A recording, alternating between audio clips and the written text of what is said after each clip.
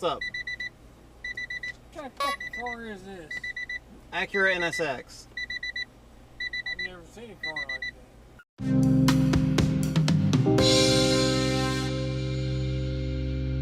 that. Welcome back to Lap of the World. You join us for part 2 of NSXPO 2018 Stats and Untold Stories. If you missed part 1, there's a card in the upper right-hand corner. Otherwise, welcome back. Oh, and then we had our in construction Missouri. security guy. Yeah, so when we got to our hotel in Missouri, that was kind of an odd one. We got there pretty late. If you remember, we filmed our wrap-up from the parking lot. Yeah, I think it was 11:30 local time. And while we were so the hotel, apparently, we didn't realize was under a renovation, current renovation happening. And so, unfortunately, the only parking was in the back of the building. There were other cars and lights and stuff, but as we were filming our wrap-up, we hear a knock on the window, and it's a random guy that apparently worked for the construction crew. Yeah, we assume he was probably there like overnight site security because they left a bunch of material out in the parking lot. But that's our best guess. We did not chase that line of questioning to conclusion. Sassy. It's what I do. So we are giving this last update from the parking lot of our hotel in Blue Springs, Missouri.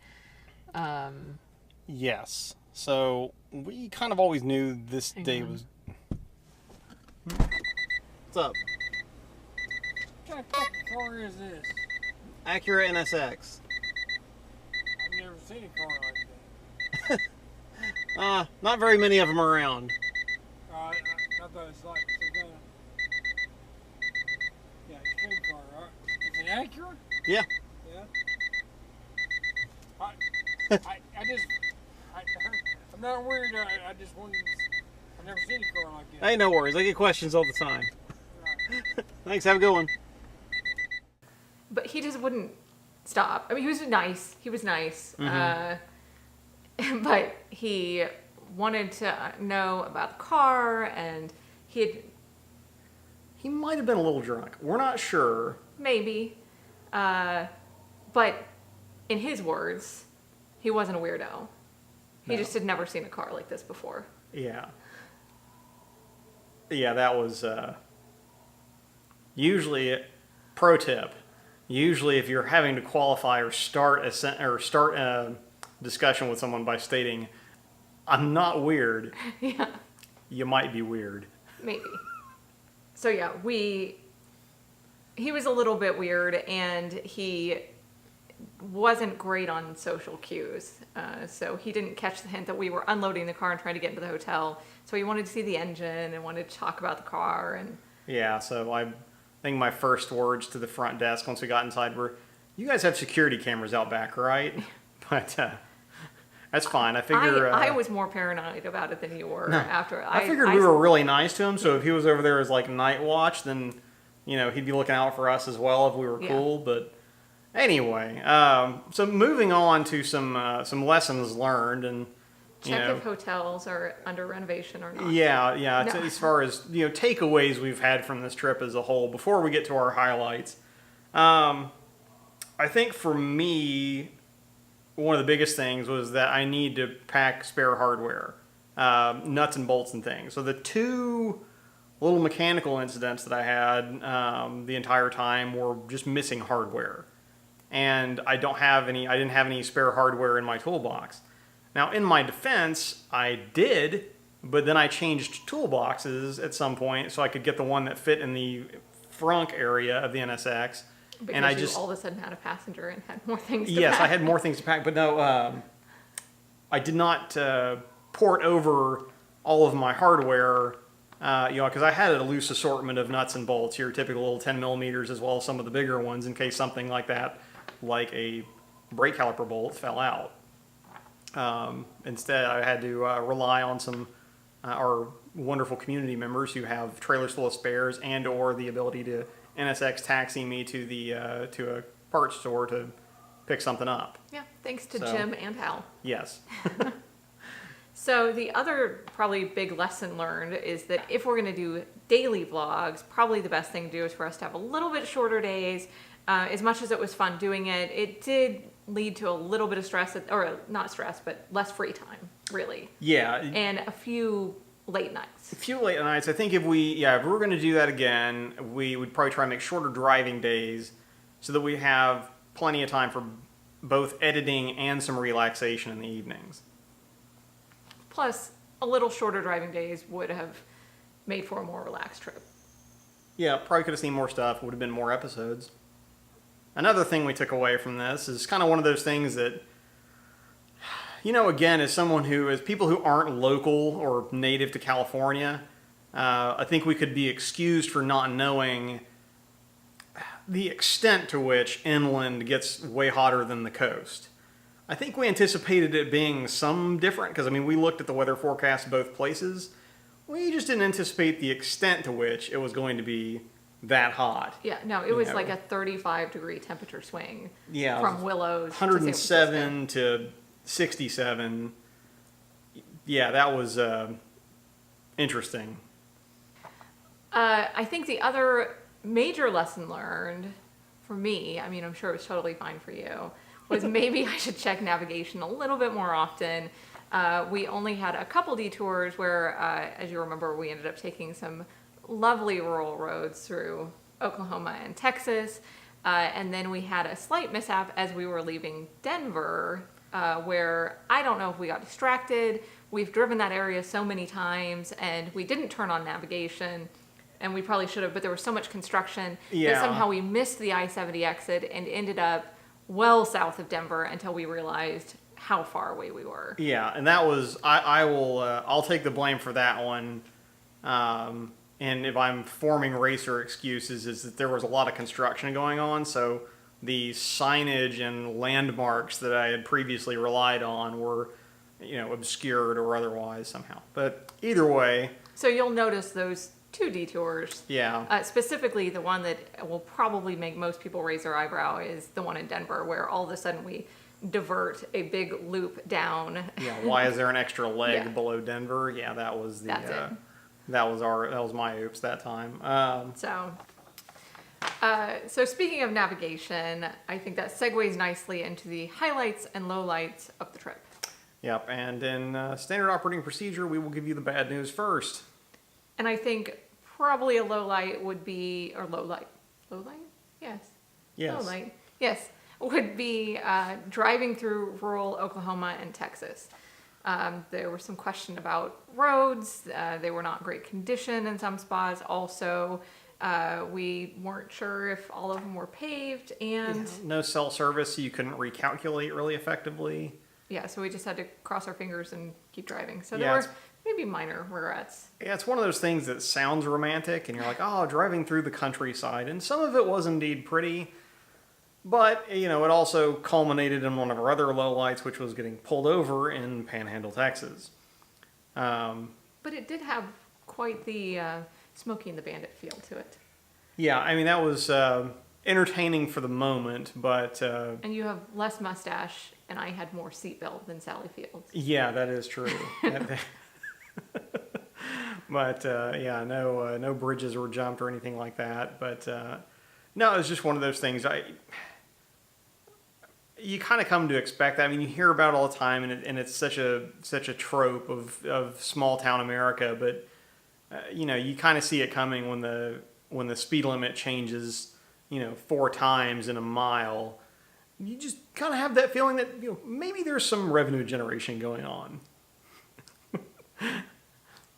So I think the next thing that I would consider, kind of a negative moment, I don't know. No. Sketchy moment was our trip from Willows to San Francisco.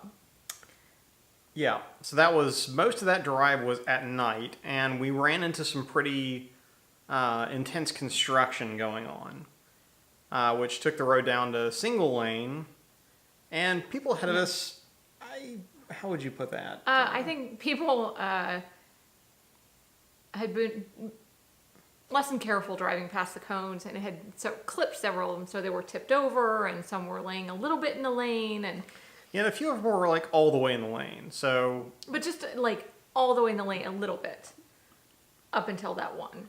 yeah, so there were some that we kind of noticed where it had been bumped out into the lane, and it's already one lane, so you kind of have a restricted roadway anyway. And then the glare from the construction lights didn't help visibility, and of course you're in a line of traffic. And ever so often, though, we probably a couple of occasions run across a cone that was legitimately or fully in the lane. One instance in particular, I just hear cone from the passenger seat, and had to do a little bit of an autocross move. So kudos to autocross experience. Autocross saves bumpers. Because these were not friendly little autocross cones. These were big construction cone, like 4-foot tall rubber-based construction cones. It would have done some damage. But, so it led to a little bit of white knuckle driving for a little while, eyes full which would front. explain why we crashed that night. Yeah. Figuratively crashed. Yeah, metaphorical. We got to the hotel, checked in, took our bags up, and just went to bed. Yeah, it's just, eyes front, having to concentrate real hard for a long stretch of driving after having done a lot of driving earlier in the day. That'll do that. No, I think the only other thing I can think of is driving through San Francisco. The roads were the smaller neighborhood roads that we went through were kind of rough. There was a lot of pothole dodging. The roads around San Francisco, so like getting out towards the coast or up in the hills or even on the way into town, prior to crossing the Bay Bridge or whatever, were actually decent. Construction notwithstanding, but once you got into San Francisco proper, things were less than ideal. At least the roads we were on. Yeah, I'm sure it's one of those things that's probably a non-event or at worst a minor inconvenience for somebody driving their SUV to work. But when you have lowered cars on sport bias suspension, then and we weren't even the lowest or stiffest cars there by any stretch. So I feel for the people who had a real drop on their NSX, but it can be rather jarring and sometimes damaging. Yeah. If you hit a good pop, because there were a few that were like craters. Yeah, there were some huge ones we had to avoid, and probably freaked a couple of people on the next lane. But no, realistically though, we didn't drive on those roads too much. But it's just kind of something that it made things a little nerve-wracking occasionally in town. But I think that's really the last of the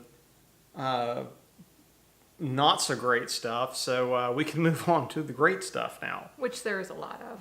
I think probably one of my personal highlights to start out with was the drive out there. This was actually my first time getting to drive across the Southwest and tourist a little bit, kind of get to see some of the Route 66 you read and hear about, and everybody souvenirs everywhere, even I can go to the local Hobby Lobby or wherever and get Route 66 stuff. So it's kind of neat to see what that was all about. Yeah. Well, and it was kind of cool, too, as we were literally right before we crossed into New Mexico, Richard was like, hey, grab your phone. There's something cool coming up behind us. And I was like, wait, is that another NSX? He said, yeah. And it was Hal. And so it was kind of cool to get to just randomly run across another NSX. We thought it might happen at some point, but...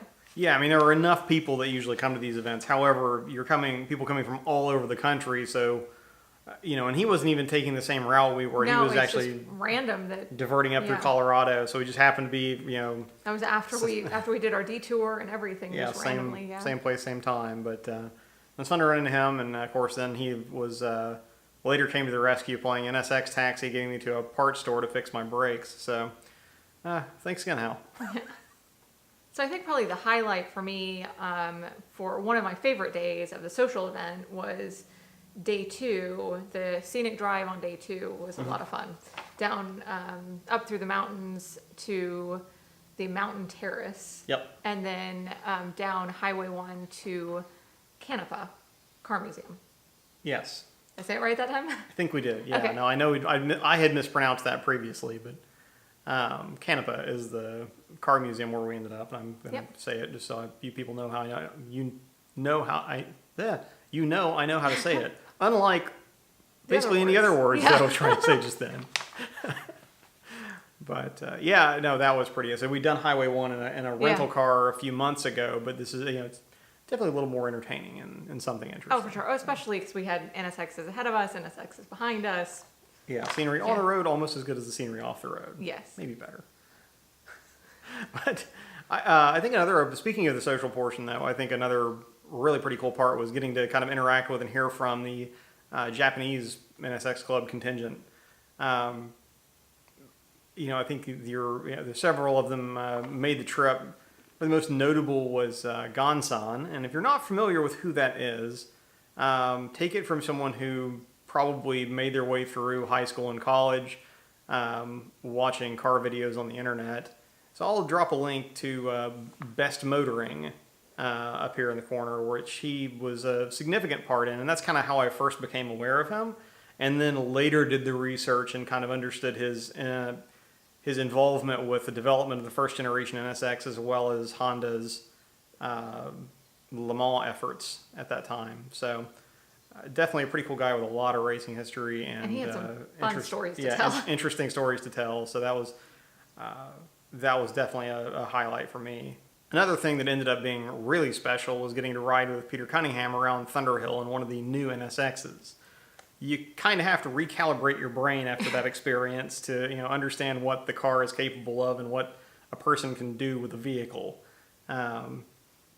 So that was very very entertaining and impressive. And if you had any questions about the performance capability of the new car, or Peter for that matter, those were all well answered. Yeah, so I actually got to ride around the track with Bruce, who was the head Chief driving instructor for the event, in a first gen, and that was a ton of fun. And a particular thanks to Peter Cunningham as well as Nick and James Robinson for playing race taxi pretty much all day long. I know they slew many a tire, but also gave a ton of rides. And as really fun as that may sound, it's actually a lot of work, especially in 107-degree weather. Well, I was handling the waivers for people riding with them, and I mean it was a stack probably an inch thick of the number of people that took rides with them. Yeah, so that's that's a lot of work to do. I'm sure they had some sore shoulders or whatever at the end of the day, but that was definitely a ton of fun. Also, thanks in particular to both Kaz and Bruce for the running of the track event. It went really smooth, and I don't think we have any complaints. Yeah, I know, and thanks as well to the rest of their instructor corps as well as the track staff, who were all extremely friendly and helpful in making it a fun and approachable event, I think, for everybody involved. Absolutely. First event, we didn't have any major issues. Nope. So Nobody hit anything. nope, just a lot of dirt. Yeah, some grass. Some people needed a hose probably afterwards, but that's about it. I always love the track event, and I think it's neat to get to go on the track and experience that side of it. But then transitioning from there over to the actual social event. Mm-hmm. I was going to say the car event first because it's not all a car event. Yeah. Yeah, So it's all a car event. Yeah, moving to the social event, there's just a whole different group of people that come to that as well, and it's always neat to get to see everybody and meet new folks as well. So thanks to the organizing committee, both James, Roger, and May, and as well as the NSX Club. Rest of the club officers and anybody we missed for that matter. I know we're involved enough to know what's going on, but we don't necessarily always know every single person behind the scenes. So if we missed anybody, it wasn't on purpose. But at any rate, we definitely enjoyed this year, and it makes us look even more forward to the event in DC next year. Obviously, a much shorter drive for us. Much shorter drive. Probably as we're looking back at our stats there, hopefully several of those numbers will be way smaller next year. But the fun quotient and the smiles per gallon will hopefully be at least as good, if not better. So we look forward to seeing everybody next year, and until then, where are we going next? I don't know. We'll have to think about that. But this wraps up our NSXPO 2018 coverage. I think anything from here on will be new.